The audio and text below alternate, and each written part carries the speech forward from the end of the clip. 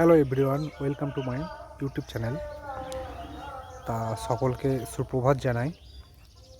তা সরকার পক্ষ থেকে যে আজকে প্রত্যেক বোর্ড মেম্বারকে নিয়ে একটা মিটিং ডাকা হয়েছে, তা সেই বিষয়ে কিছু কথা বলে রাখছি। আর মেন আমি কথা বলবো, ওবিসি 17% হবে না 7% হবে।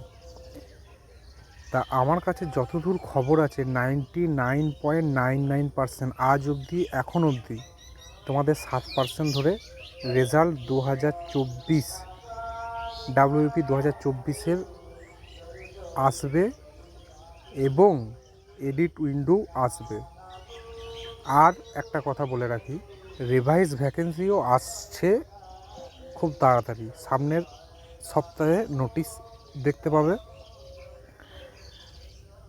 এইটা সরকার পক্ষর সঙ্গে যে আজকে আলোচনা আছে, সেটা ওবিসি নিয়ে কোনো আলোচনা হবে না, শুধুমাত্র রিক্রুটমেন্টগুলিকে কোন পর্যায়ে, মানে কীভাবে কত তাড়াতাড়ি নিয়োগ করা যায় বা কোন দপ্তরে কত শূন্যপদ খালি আছে এই বিষয়ে কথা হবে, বা রিক্রুটমেন্ট প্রসেসে কীভাবে পরিবর্তন করা যায়, যে ইন্টারভিউ মার্কস কীভাবে কমিয়ে কত মার্কসে করা যায়, বা এরকম কিছু এই জিনিসগুলো আলোচনা হবে। ওবিসি সংক্রান্ত কোনো আলোচনা নাই, যা সিদ্ধান্ত নেওয়ার হয়ে গেছে। ডাব্লিউপি যে পরীক্ষাগুলি নেওয়া হয়েছে প্রত্যেকটা রেজাল্ট ওবিসি 7% ধরে আসছে, এটা তোমাদেরকে জানিয়ে রাখলাম। আর বাকিটা তো সময়ের হাতে ছেড়ে দাও, সময় কথা বলবে। আমার ওপর বিশ্বাস করে কোনো লাভ নেই। সামনের সপ্তাহে ওয়েবসাইটের ওপর নজর রাখো, ঠিক জানতে পেরে যাবে।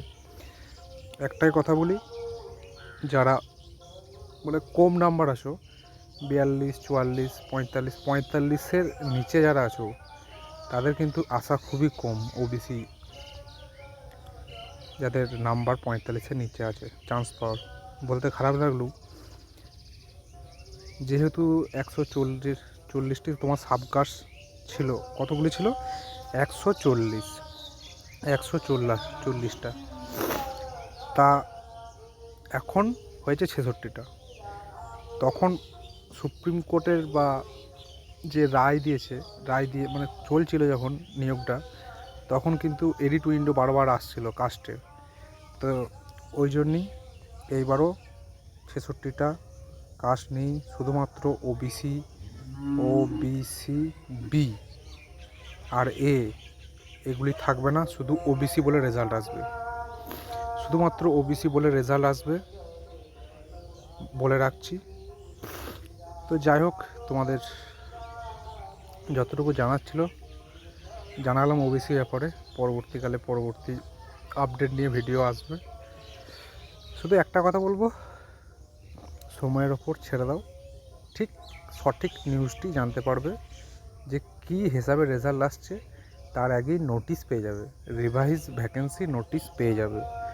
ধন্যবাদ, সবাই ভালো থেকো। জয় হিন্দ, বন্দে মাতরম, ভারত মাতা কি জয়।